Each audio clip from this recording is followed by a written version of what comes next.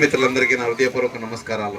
So Navodaya 2 కార్యక్రమం ఏదైతే ఉందో, నవోదయ 2.0 నాటుసార సమస్యని అరికట్టడానికి ఎందుకోసము నాటుసార ఇంకా కొనసాగుతూ ఉంది. ఎందుకంటే మనం ఒక మోడర్న్ సొసైటీలో ఉంటూ ఒకవైపు smart phone, artificial intelligence, satellite, space టెక్నాలజీని మాట్లాడుతుండగా ఇంకొక వైపు నాటుసార ఏంటి అనేది కొంచెం అడ్మినిస్ట్రేషన్ కొంచెం చింతాజనకంగా మారింది. సో నాటుసార వల్ల జరిగే ప్రమాదాలు, సమస్యలు ఏంటి అనేది నాకన్నా బాగా మీకందరికీ బాగా తెలుసు. ఇప్పుడు మన తిరువురు ప్రాంతాల్లో ఈ కిడ్నీ వ్యాధులు అయితేనేంటి, అట్లాగే ఈ నాటుసార తాగడం వల్ల జరిగే ఆరోగ్య సమస్యలు, అలాగే ప్రాణహాని జరిగేది అయితేనేంటి, ఇవన్నీ చూస్తుంటే చాలా హృదయ విద్రావకంగా ఉన్నాయి. ఓకే, ఇప్పుడు చూసిన పాపం చిన్న చిన్న ఆడపిల్లలందరూ మన విధవలు అయిపోతున్నారు. సో ఎవరు కోరుకుంటారు అలాగ అవ్వాలనేది?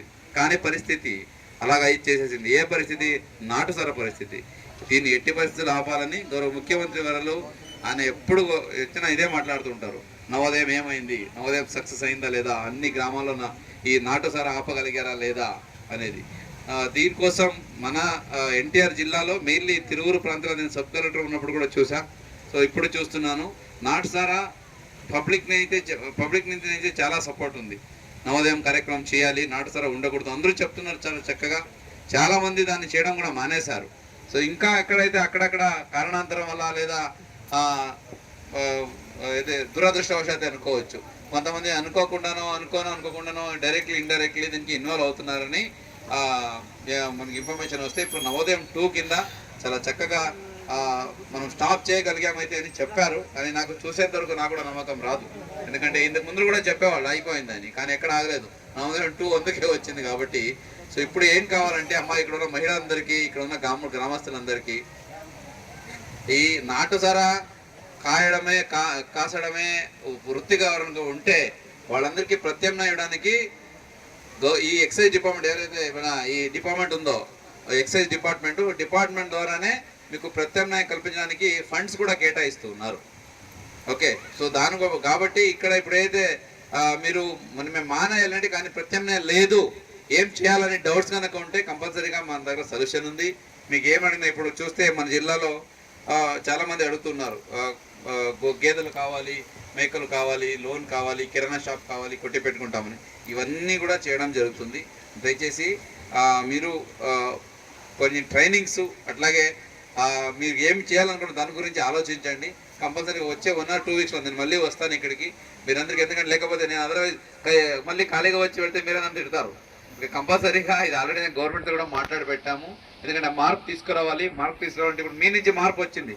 ఇప్పుడు ఈ మాట్లాడిన వాళ్ళు ఎంత చక్కగా చెప్తున్నారు. ఇంతకు ముందు తెలుసో తెలియక కాసేవాళ్ళమని, ఇప్పుడు మానేసామని.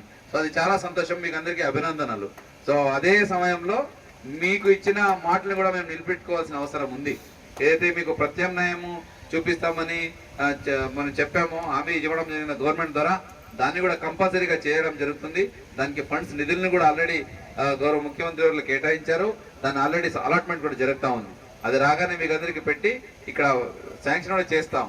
కానీ ఇప్పుడు అదే నేను మా ఆఫీసర్తో మాట్లాడుతుంటే చెప్తున్నారు, సరే ఈరోజు ఒకటి పట్టుకున్నాము, కానీ అది ఏ కేటగిరీ బి కేటగిరీ కాకుండా ఏదో వేరే విలేజ్ వస్తూ ఉందని, అంటే ఇక్కడ ఆపేశారు కదా అని వెళ్ళిపోయి పక్కన కాస్తామంటే కదా బాగుండదు చెప్తున్నాను. ఓకే, సో ఎవరైతే దీన్ని ప్రత్యక్షంగానో పరోక్షంగానో ప్రోత్సహిస్తున్నారో, లేదా పర్వాలేదులే మేము ఈ నవోదయం 2 వచ్చినా మనం ఇంకొకసారి ఎక్కడ చేయొచ్చని కనుక ఎవరైనా ఇంకా దాన్ని నాటుసార కాసే ధైర్యం చేస్తే మాత్రం పరిణామాలు చాలా కఠినంగా ఉంటాయి. దయచేసి గుర్తు చేసుకోండి. ఓకే, మంచి అవకాశం. సో దీనికి మీరు మంచిగా నవోదయం 2 అమలు చేసుకుంటే అందరికీ మంచి జరుగుతుంది, సమాజం బాగుంటుంది. లేకపోతే చిన్నపిల్లలు ఏం నేర్చుకోవాలి? ఈరోజు స్కూల్కి వెళ్తున్నారు, స్కూల్కి వెళ్తుంటే ఇక్కడ మన ఊర్లో నాటుసార కాస్తుంటే వాళ్ళు స్కూల్లో వెళ్ళి దేని గురించి మాట్లాడుకోవాలి?